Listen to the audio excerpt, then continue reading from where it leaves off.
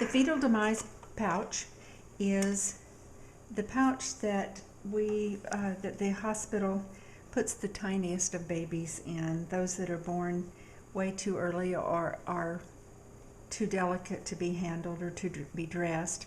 And so they put the babies in these little pouches and tie them up so that the parents can hold them. So we're going to be making these in pink and blue so that we have the boys and the girls. And the way we do this is we start out with a 10 by 10 square of white flannel. We really can use any fabric that we like. We have just chosen to keep it simple and to keep most of our projects out of flannel, which is soft and easy to sew with.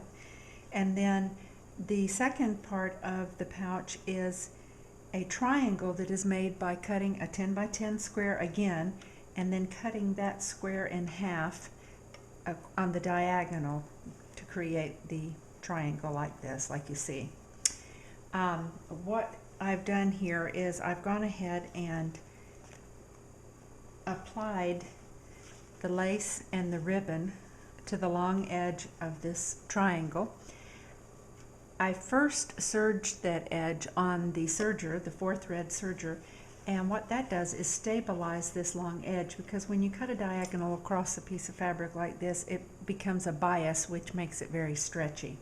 So the serger is an easy way to stabilize that edge of the fabric. So like I said, I've already applied the lace and the ribbon to this triangle, and what we're going to do now is apply this triangle to the square of white flannel, and I'll just do that by lining up this bottom point first. It's the most important part to line up,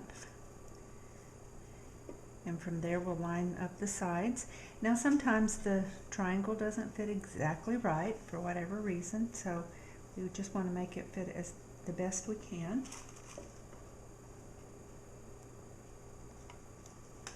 And I like to pin a few pins to hold things in place so it doesn't shift around while I'm sewing. Now you can see the throat of my sewing machine here is quite worn. My sewing machine is about 33 years old, and the pins have taken all the paint off right there.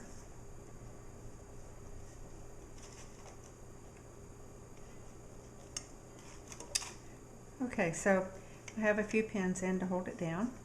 And what I'm going to do is just baste these two sides together so it'll hold that triangle in place while we're sewing our lace on.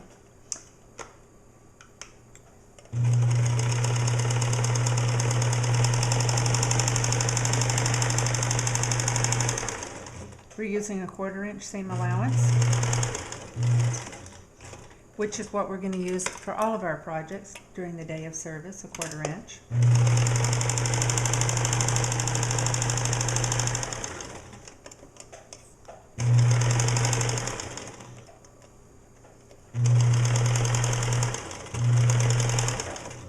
Okay, so what I've done is I've sewn the two pieces of fabric together on the two outer edges of the triangle.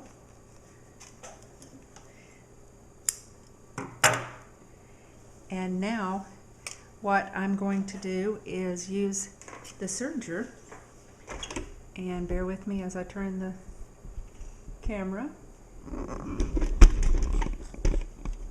As you can tell, I'm a novice at this, but hopefully you'll be patient and understanding with me and realize that the purpose of these videos is mostly to help you understand how we're constructing these garments.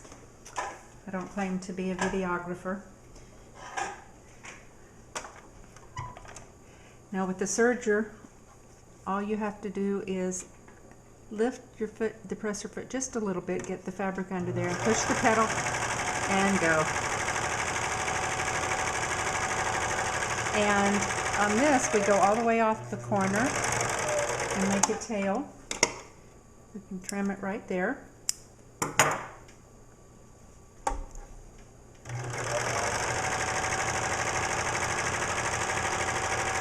Isn't that fun? I love a serger.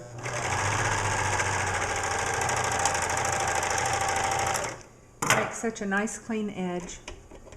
Keeps the fabric from raveling.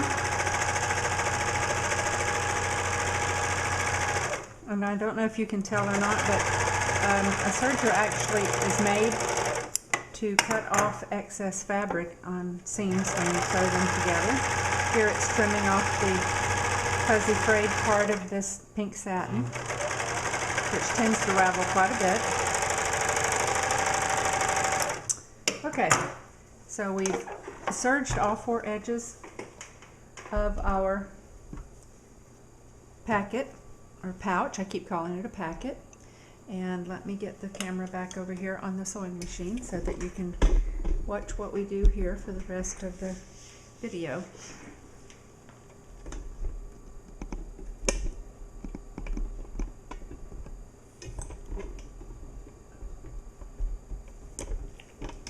When I said that I'd do this, I didn't realize just how involved making a video really is. But I hope that it will help many of you understand how we're constructing these garments so that it's not a puzzle on the day of service. And we can spend more time sewing and less time trying to figure out how to do it. Okay, so what I'm doing now is I'm going to sew lace all the way around the outer edges of the pouches, of the pouch. And the basting line on the lace that holds the bound edge on there is a very good guide for sewing. It's about 1/4 inch, and I have just put the bound edge of the lace even with the serged edge of the flannel. And now I've stopped because I'm going to take just a few stitches and get to 1/4 inch away from that corner there, and then I'm going to pick up my presser foot and I'm going to rotate this lace out of the way. My seam ripper works really well for helping you to get into tight places with sewing. So there we go. I pushed that lace out. What we have to do in the corner is fold it and allow a little extra there because we want it to lay flat when we turn the lace out. This lace is a little crinkled from being more inside the spool. It's been smashed.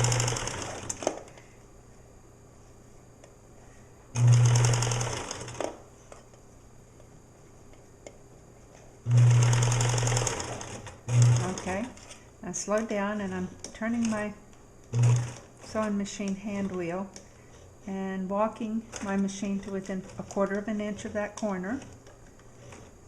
Lift the presser foot and turn the square of fabric, and let's get that lace folded out of the way. You almost fold the lace in a 45-degree angle to go around that corner. I did not. I need to take one more stitch and get one more stitch closer